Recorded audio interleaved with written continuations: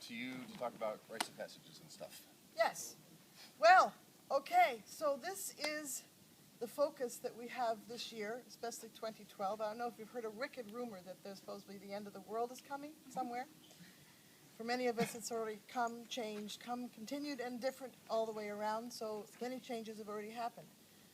But this time of year especially is known as a rite of passage. We go from the dark to the light. And it is a time in many traditions and many families where people come, the young men are put through certain tasks to become, they go to warrior or whatever the tradition may be. There's many rites of passages. So if any of you have an idea that you'd like to talk to me about to get established within our community, which is my goal, is to establish these as part of our community, that we have rites of passage for the young ladies, the young women, for the mothers stepping into motherhood, and there's also for the men to think about it and please step forward. It is not a segregation of sexes by any manner of treasure, but remember that I am woman, you are man.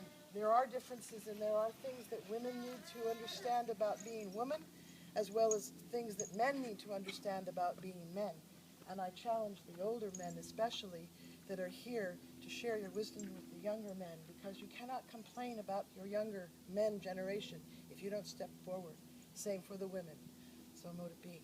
So mote it be. Well said. Thank you. So rites of passage, there, as I said, are many. One in particular has come to me by a lot of different measures.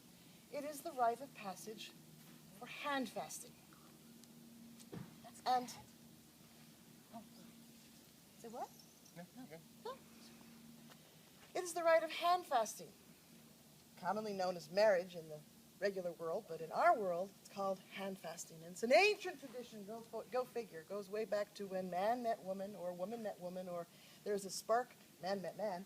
There was a spark that occurred, and it was, lo and behold, they wanted to spend their lives together as husband, wife, man, woman, as a couple.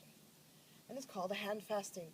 And traditionally in these circles, the priestess, that would be me, asks them if anybody in this circle, at this very moment, would choose to take that step into the circle and be the first to hand fast at this celebration and festival.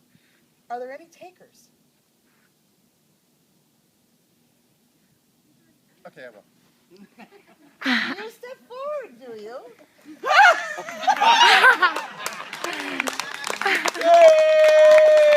Hi.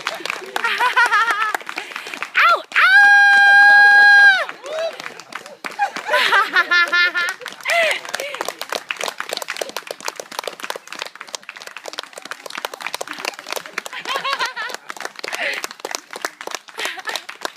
Surprise. Surprise! Surprise. Does anybody else step forward to this? Do you accept this proposal?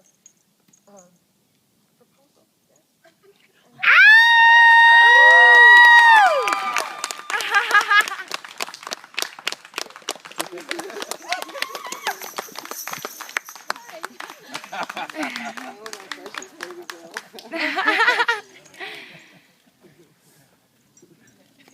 It'll be a good time for all those tears to go. Let them flow, man. Water's here. I ask you a question. You passed the first one.